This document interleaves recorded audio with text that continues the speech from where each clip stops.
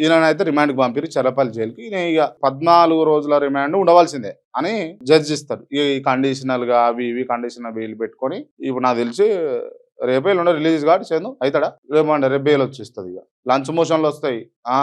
ఈ మార్నింగే early morning special bench అని పెడతారు, లేకపోతే ఫాస్ట్ ట్రాక్ అని పెడతారు, లేకపోతే జడ్జి ఇంటికే పోతారు డైరెక్ట్. పైసలు ఉంటాయి, ఇవన్నీ ఉంటాయి. రాజకీయ పలుకుబడని ఉండాలా, పైసలను ఉండాలి, ఇవన్నీ ఉంటాయి. ఇక పేద మధ్య తరగతులు ఉంటారు కదా, కోట్ల దగ్గర ఉంటాయి కదా, అడిగాపులు కాయాలి. ఏం అర్థం కాదు, ఏం తెలియదు, పొద్దున పోతారు. ఇప్పుడు ఏదో తప్పు చేసి కేసులో ఇరికిండి అనుకో, ఇప్పుడు పిలుస్తారు పేరు ఏడున్నా ఉరకాలి, మల్లయ్య మల్లయ్య మల్లయ్య అని ఉరకాలి. ఇక ఏడుంటాడు మళ్ళీ అవి పెద్ద ఏముండయి. ఈయన భూమిలోకి ఇంత మన్న వేసిండు లేదా నీళ్ళు ఇడిచిండు అని వీళ్ళిద్దరు మాట మాట అనుకుని కొట్టుకుంటారు. దాన్ని తీసుకొని పోయి పోలీస్ స్టేషన్ పోతారు. పోలీస్ స్టేషన్ పోతే పోలీసు వాళ్ళు ఈ సెటిల్మెంట్లు చేయరు, వాళ్ళు ల్యాండ్ల సెటిల్మెంట్లు చేస్తారు. ఏం చేస్తారు, ఏమరా అంటే ఏం లేదు కేసు పెట్టు ఆయన మీద, పెడుతున్నా పో, ఆడ 10 రూపాయలు ఇస్తే ఈయన మీద కేసు, అంతే.